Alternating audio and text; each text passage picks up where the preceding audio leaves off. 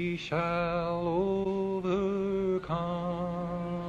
I chose to do my Artists of Change project on the freedom singers who were significant during the Civil Rights Movement. The Civil Rights Movement was a time of struggle for social justice for the blacks living in America, specifically in the South, during the 50s and 60s. Although slavery was abolished, the discrimination and racism towards African Americans was still present. By the middle of the 20th century, African Americans had had enough of the prejudice, discrimination, and violence that was against them, and they would eventually go on to fight for their equality through protests and sit-ins in one of the most significant social movements in history. One group in particular who was important to the Civil Rights Movement was the Freedom Singers. The Freedom Singers were a group of singers from 1962 to 1965 whose main goal for their music was to fundraise and to help organize events on behalf of the SNCC, or the Student Nonviolent Coordinating Committee.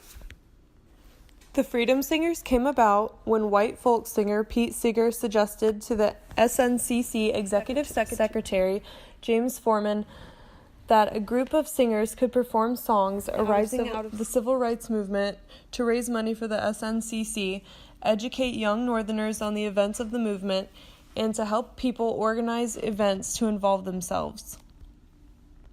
The idea finally reached the SNCC Field Secretary Cordell Regan in October of 1962, and by the end of the year, they had organized a singing group including Cordell Regan, Bernice Johnson, Rutha Harris, Charles Neblett, and occasionally Bertha Gober.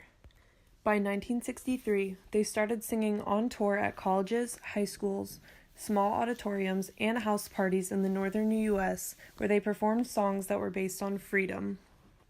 Their biggest performance, however, was in August of 1963 when they became the only group of movement-affiliated song leaders to perform at the March on Washington, which was a protest for jobs and freedom. By the end of 1963, the Freedom Singers had disbanded and a new all-male singing group took their places as the new Freedom Singers.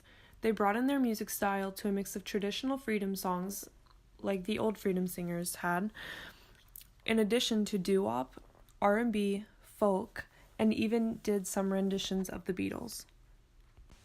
The most significant song of their career, and also of the Civil Rights Movement, was the song We Shall Overcome by Pete Seeger, and ended up being named the unofficial anthem of the Civil Rights Movement. Pete Seeger had heard Zilphia Horton, a music director of a workshop in Tennessee, sing an earlier version of the song in an alto voice, but it had no rhythm. Seeger, who was known for playing the banjo, decided to add the banjo to the song, which he described as making a sound in order to keep a steady rhythm. The song was sung and played at a medium tempo. The individuals who took part in singing We Shall Overcome and those who participated in protests described its steady rhythm and tempo as giving them an electrifying feeling and felt as though the music was representative of their feelings and the events that were occurring. I chose the Freedom Singers because going into this project I had no idea who to choose, but I knew I wanted to do an artist or group from the Civil Rights Movement.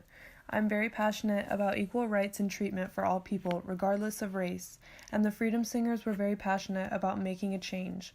They used music instead of violence to protest for equality, and I think that it's really important to harp on the idea of a peaceful protest.